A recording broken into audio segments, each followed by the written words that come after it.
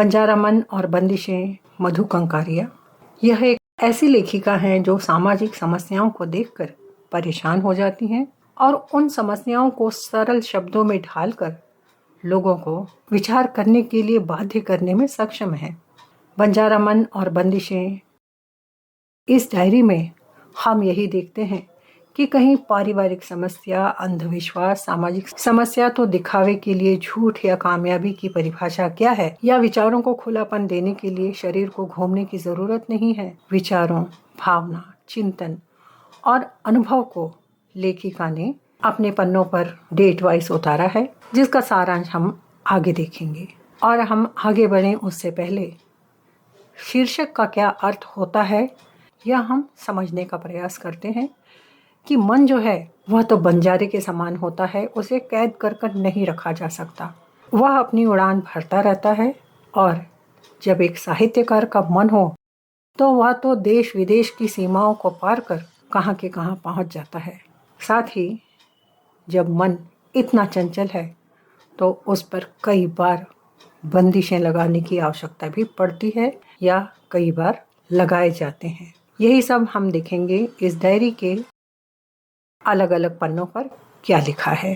चलिए आगे बढ़ते हैं। और इस डायरी को जिस प्रकार उन्होंने लिखा है तो ऐसा लगता है कि एक बार पढ़ना शुरू करें तो बीच में रोकने का मन नहीं करता। इसे हम वर्ष के आधार पर वर्गीकृत करके सारांश आगे देखेंगे। बंजारा मन और बंदिशें की पहली घटना 10/4/2007 की है, जिसमें लेखिका ने लिखा है कि उनका घर खाली है क्योंकि किराएदार भी नहीं है, वातावरण सन्नाटे से भरा है, ऊपर से बिजली भी नहीं है क्योंकि लोड शेडिंग हुई है। अब यह लोड शेडिंग क्या होती है? लोड शेडिंग का मतलब है इलेक्ट्रिसिटी की डिमांड और सप्लाई के बीच बैलेंस बनाए रखने के लिए एक निश्चित समय के लिए करंट या बिजली को रोक दी जाती है, उसे लोड शेडिंग कहा जाता है।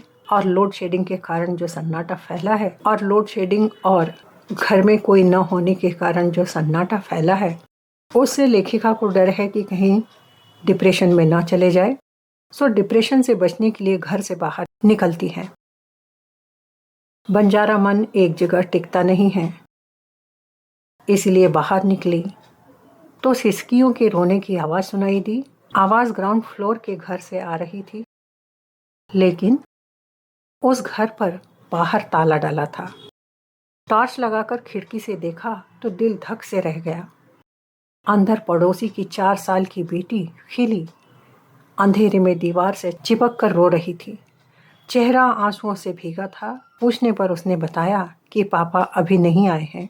इस समय में उस 4 साल की बच्ची के मन पर क्या गुजरी होगी, उसकी क्या हालत हुई होगी, अंदाज़ा लगाया जा सकता है। खिली की माँ नौकरी करती है, जो सुबह निकलती है तो रात 9 बजे ही घर आती है। दोपहर 2 बजे आया खिली को स्कूल से लाकर खाना खिलाकर घर को बाहर से ताला लगाकर चल देती है। शाम को 6:30 बजे खिली के पापा आकर उसे आज़ाद करते हैं, लेकिन आज पापा नहीं आ पाए। आज लोड शेडिंग ने खिली को डरा ही दिया। पापा समय पर नहीं आए और चारों तरफ सन्नाटा अंधेरा। इस घटना या दुर्घटना ने लेखिका को हिला दिया कि हम किस तरह आगे बढ़ रहे हैं। क्या सब कुछ खोकर आगे बढ़ना प्रगति है? हम दिन पर दिन सभ्य हो रहे हैं या असभ्य? बच्चे घर परिवार के, समाज के, देश के भविष्य होते हैं। बच्चों से घर जगमगाता है, लेकिन इस खिली की तरह बचपना जी रहे बच्चों को लेखिका ने पुराना फेंका हुआ अखबार कहा है, जिसे कोई पढ़ना नहीं चाहता। यह एकदम सही है। लेखिका को विचार आया कि खिली की माँ से पूछें कि पैसों की परेशानी अगर नहीं है तो क्यों नौकरी कर रही है, क्यों इस बच्चे की उड़ान को कैद कर रही है। ऐसे वातावरण में पले बच्चे ही आगे चलकर अंतर्मुखी या इंट्रोवर्ट, बदतमीज, हीन भावना, इन्फीरियरिटी कॉम्प्लेक्स के शिकार और अपराधी बन जाते हैं। क्या आधुनिकता, मॉडर्निज्म और खुलेपन का मतलब मातृत्व को मारना है? अगर बचपना इतना भयानक है तो जवानी कितनी भयंकर होगी। बच्चों को बोलने का मौका और सुनने वाले लोग चाहिए। लेखिका अपने बेटे राजा का उदाहरण देती है कि अगर मैं किसी कारण व्यस्त हो जाती तो राजा काम वाली बाई से अपनी बातें शेयर करता, लेकिन खिली के पास तो कोई भी नहीं है। ऐसे बच्चों का व्यवहार ही अलग होता है। लेखिका चेन्नई की एक घटना बताती है जो खिली से मिलती जुलती है। अकेलेपन का शिकार बच्चा। एक बच्चे को वह हिंदी सिखाती थी।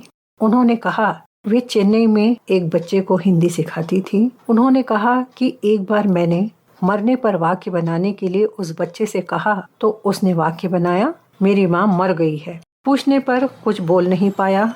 उसकी माँ ने बताया कि उसे मेरा बाहर निकलना अच्छा नहीं लगता, लेकिन यह सब तो मैं उन्हीं के उज्जवल भविष्य के लिए कर रही हूँ। मैंने कहा कि वर्तमान को खराब करके भविष्य कैसे चमका सकती हैं आप, लेकिन उसने मेरी बात अनसुनी कर दी। शायद इस बात को समझने की योग्यता उस माँ में नहीं थी। यह दोनों घटना पढ़ी लिखी आधुनिक कामकाजी महिलाओं और उनके परिवार को सबक देने वाली है कि अगर बच्चे हैं, सुख सुविधा देने से पहले उन्हें समय दें, उन्हें समझें, आपकी परिस्थितियों को उन्हें समझने दें, न कि उन पर थोप दिया जाए। डायरी का अगला पन्ना। 5/12/2007 के दिन घर में हर दिन की तरह सब कुछ सामान्य चल रहा था कि बाथरूम से नहाकर निकले छोटे भाई ने अचानक देखा कि संगमरमर के फर्श पर केसरिया रंग के पांव के निशान पड़े हैं। पैर के निशान देखकर माँ ने भक्ति श्रद्धा से खुश होकर दोनों हाथ आसमान की ओर उठाकर गदगद आवाज से बोली, यह केसरिया पगलिया चमत्कार है। हर समय पूजा पाठ करने से यह पद चिन्ह आए हैं। पहले मंदिर में केसर निकलने का चमत्कार भी बताया था माँ ने।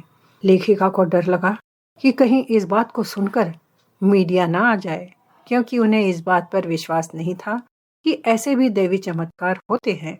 सन्नाटे वाले घर में परिवार में चमत्कार से खुशियों की लहर दौड़ गई।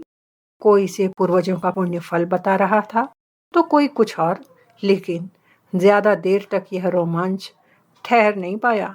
झाड़ू लगाने वाली बाई ने दवाई के कैप्सूल लाकर दिए कि जमीन पर बिखरे पड़े थे। उन्हीं पर किसी का गीला पैर पड़ गया और केसरिया पच्चीन बन गए थे।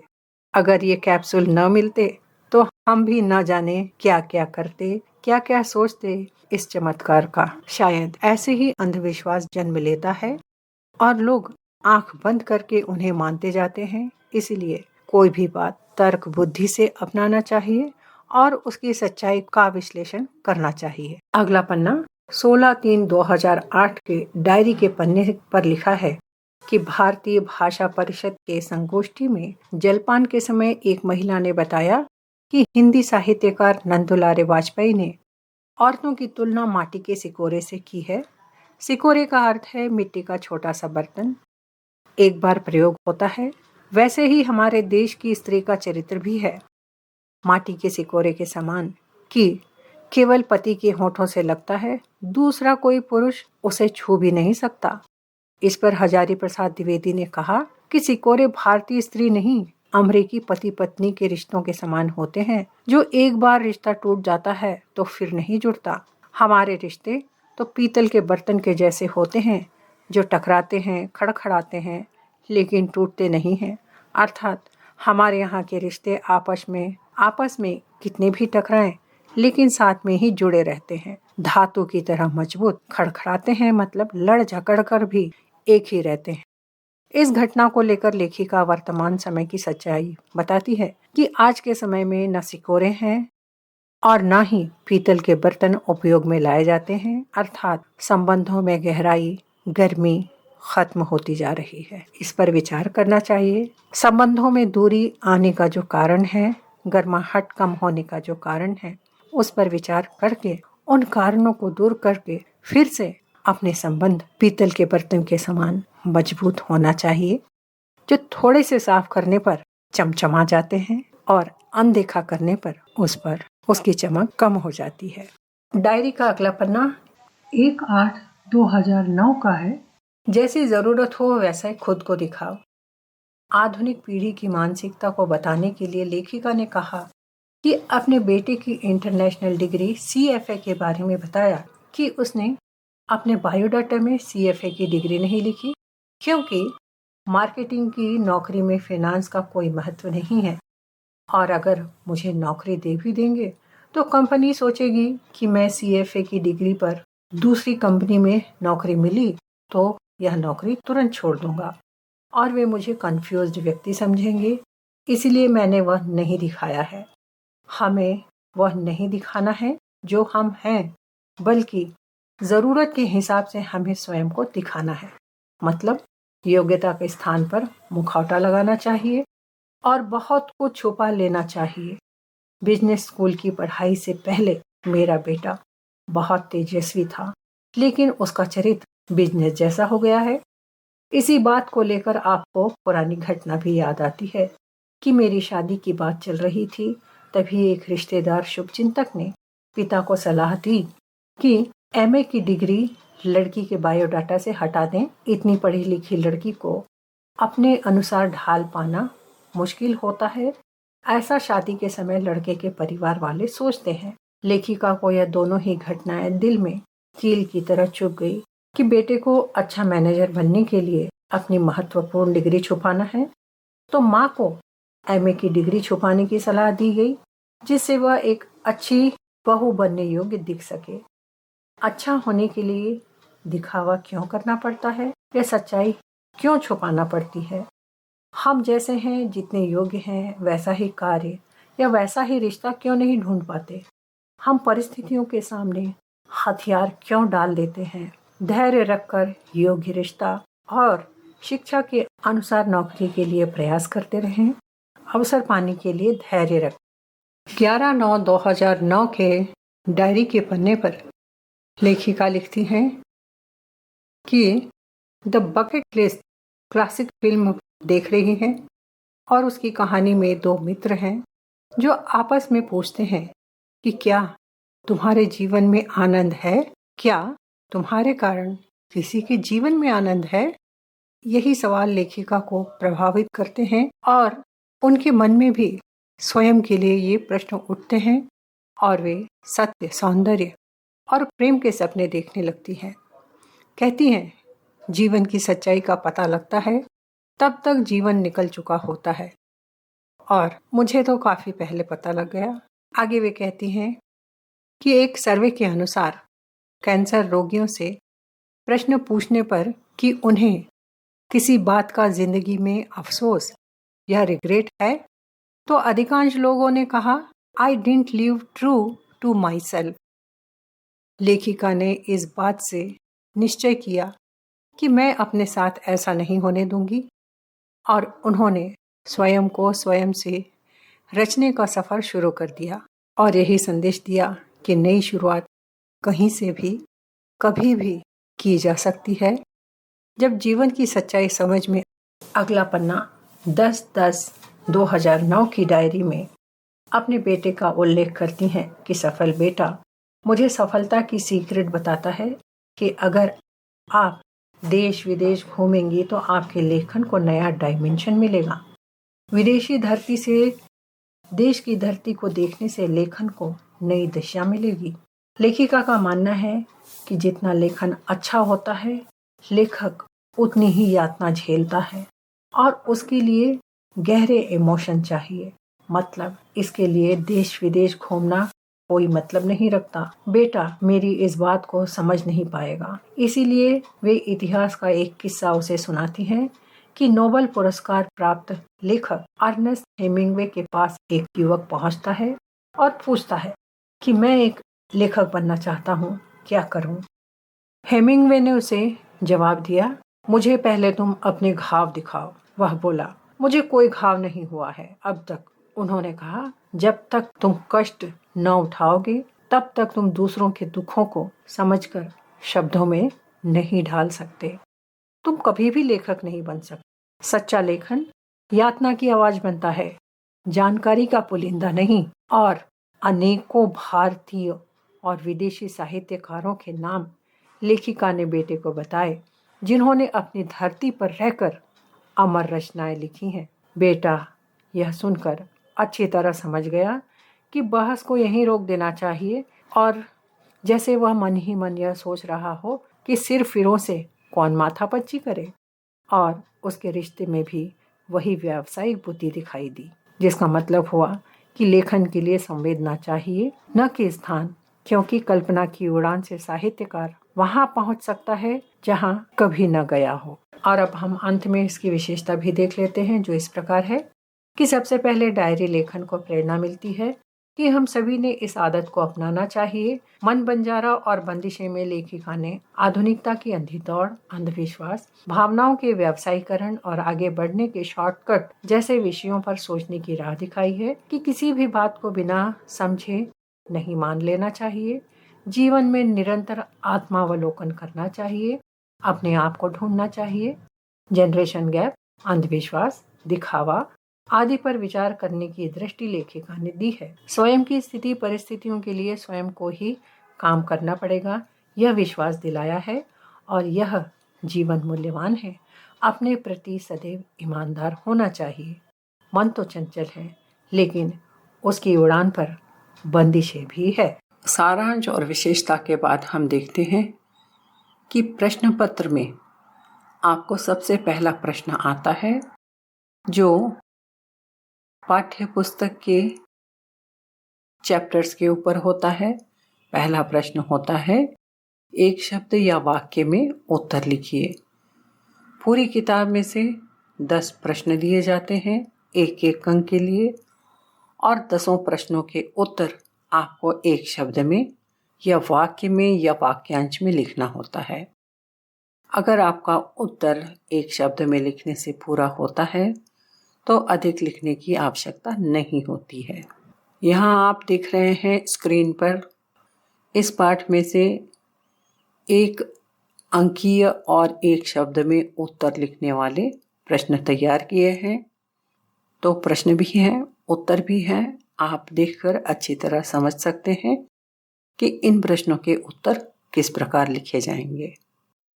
इसके बाद हम देखेंगे दूसरा प्रश्न होता है, ससंदर्भ व्याख्या कीजिए। 2 × 7 = 14। आपको 3 वाक्य दिए जाएंगे पूरी किताब में से और उनमें आपको 3 में से किन्हीं 2 प्रश्नों के उत्तर लिखना है, ससंदर्भ व्याख्या करना है। तो यहाँ हमने सिर्फ इसी पाठ से 3 प्रश्न दिए हैं, लेकिन परीक्षा में आपको पूरी किताब में से 3 प्रश्न, 3 वाक्य ससंदर्भ व्याख्या के लिए दिए जाएंगे। यहाँ आप प्रश्न देख रहे हैं और उसका उत्तर तथा फॉर्मेट भी देख रहे हैं। अगर आप सबसे पहले प्रश्न 2 करते हैं तो मार्जिन में स्पष्ट रूप से उसकी प्रश्न संख्या लिखी जाएगी। उसके बाद लिखा जाएगा संकेत। संकेत लिखने का अर्थ होता है कि आप 3 में से कौन सा प्रश्न कर रहे हैं वह स्पष्ट रूप से समझ में आ जाए। नेक्स्ट बिंदु होता है प्रसंग, जिसमें किताब का नाम, पाठ का नाम और लेखक का नाम लिखा जाता है। अगला बिंदु होता है संदर्भ, जिसमें जो भी वाक्य आप ससंदर्भ व्याख्या के लिए कर रहे हैं वह वाक्य कौन किससे कहता है यह लिखा जाएगा। अगला बिंदु होता है मुख्य बिंदु, व्याख्या। दिए गए वाक्य की व्याख्या लिखनी होती है, जिसके लिए आप उस वाक्य के आगे पीछे के वाक्यों, घटनाओं को ध्यान में रखते हुए अच्छी से व्याख्या कर सकते हैं, उस वाक्य को समझा सकते हैं। यहाँ पर आप देख रहे हैं। व्याख्या के बाद लिखना होता है विशेषता। विशेषता में लिखा जाएगा कि हमें इससे क्या सीख मिलती है और लेखक क्या संदेश दे रहे हैं। तो यहाँ आप स्पष्ट रूप से देख रहे हैं कि किस प्रकार से प्रश्न आएंगे और कैसे और किस प्रकार फॉर्मेट लिखा जाएगा। इसके बाद हम आगे बढ़ते हैं प्रश्न 3 पर, जो है 2 × 15 = 30। तो पूरी किताब में से आपको 3 प्रश्न दिए जाएंगे विस्तार पूर्वक उत्तर लिखने के लिए, ऐसे टाइप उत्तर लिखने के लिए। उनमें से किसी 2 के ऊपर आपको उत्तर लिखना होगा। साधारणतः एक प्रश्न पूछा जाता है कि किसी एक कहानी पर सारांश लिखकर उसकी विशेषताओं पर प्रकाश डालिए। अगर आप वो उत्तर लिखते हैं तो वीडियो के पहले भाग का सहारा ले सकते हैं और उसका फॉर्मेट यहाँ पर दिया गया है कि सबसे पहले शीर्षक लिखेंगे कि जिस भी पाठ का सारांश आप लिख रहे हैं वह शीर्षक लिखेंगे। उसके बाद लेखक का संक्षिप्त परिचय लिखेंगे। अगला बिंदु होगा सारांश, जिसमें पूरी कहानी को समरी के रूप में लिखा जाएगा। और अगला बिंदु होता है विशेषता, जिसमें वही हम लिखेंगे कि इससे हमें क्या सीख मिलती है और लेखक ने क्या संदेश दिया है। तो इस प्रकार होता है हमारा तीसरा प्रश्न। अब हम अगले प्रश्न की ओर बढ़ते हैं। अगला प्रश्न है, टिप्पणी लिखिए। प्रश्न 4, 1 into 6 = 6 कि 2 शीर्षक दिए जाएंगे। 2 में से किसी एक पर आपको टिप्पणी लिखना है। 2 में से आप जो भी प्रश्न लिख रहे हैं उसका शीर्षक लिखा जाएगा। उसके बाद उस शीर्षक का परिचय दिया जाएगा कि यह कहाँ पर संकलित है, किताब का नाम क्या है, पाठ का नाम क्या है, लेखक का नाम क्या है। और उसके बाद जो भी शीर्षक है उसके ऊपर एक शॉर्ट नोट लिखा जाएगा 6 अंक के लिए। तो यहाँ सभी प्रश्नों में आपको ध्यान रखना है कि जो भी उत्तर आप लिख रहे हैं कितने अंक के लिए लिखना है, क्योंकि कई बार ऐसा होता है कि ऐसे शीर्षक दिए जाते हैं जिस पर हम बहुत कुछ लिख सकते हैं, लेकिन साथ ही हमें वह भी ध्यान देना है कि कितने अंक के लिए लिखना है, तो आपको अधिक लिखने की आवश्यकता नहीं है।